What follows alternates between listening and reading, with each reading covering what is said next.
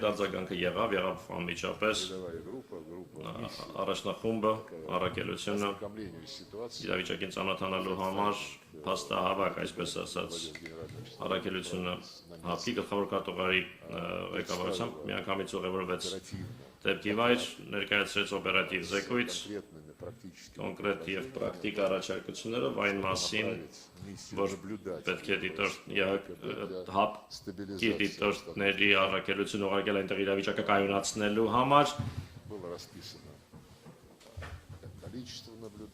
դիտորդների թիվը նախանշվեց իրենց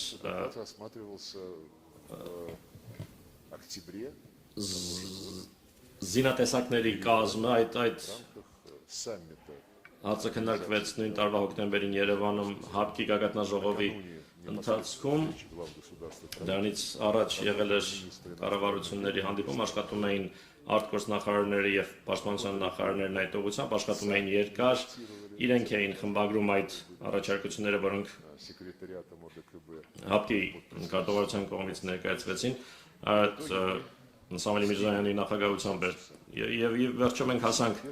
կոնսենսուսի ամբողջ տեքստի վերաբերյալ և առավելության տեքստը ներկայացվեց պետությունների կառավարությունների ղեկավարների քննարկմանը, բայց այդ իրավիճակում արդեն համաձայնեցված տեքստը տարբեր պատճառներով հայկական կողմն առաջարկեց հետաձգել, կոնսենսուս չեղավ, մենք համաձայնեցինք, տվեցինք մեր համաձայնությունը և որոշ ժամանակ անց արդեն հայտարարվեց նոյեմբերին 2022-ի հայտարարվեց Եվրամիության առաքելության մասին և Պրահայում հայտարարվեց այն մասին, որ Լեռնային Ղարաբաղի պատկանելիության հարցում դիրքորոշումը այժմ արդեն երկկողմ հիմունքներով, որոնք հաստատվեցին Բաքվի և Երևանի կողմից, որոշվելու է 91 թվականի Ալմատիի հռչակագրի հիման վրա, որի համաձայն Լեռնային Ղարաբաղի ինքնավար մարզը Ադրբեջանի մաս է։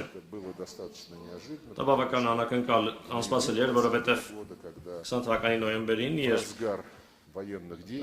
թեժ մարտական գործողությունների ընթացքում, որոնք ընթանում էին Հայաստանի և Ադրբեջանի միջև, երբ Ռուսաստանի նախագահը Հայաստանի վարչապետի և Ադրբեջանի նախագահի հետ միասին գիշերը բառացիորեն անձամբ խմբագրեցին պայմանավորվածության տեքստը, հրադադարի մասին պայմանավորվածության տեքստը, այդ փաստաթղթում Լեռնային Ղարաբաղի պատկանելության հարցը գիտակցաբար թողնվել էր փակագծերից դուրս, ջենտլմենական պայմանավորվածություն կար այդ հարցում, որ Ղարաբաղի հարցը ենթակա երկրների միջև հետագա համաձայնեցման, բայց տեղի ունեցավ այնինչ տեղի ունեցավ, ուստի հավանաբար միշտ կարելի է, ես չեմ վիճարկում մեր հայ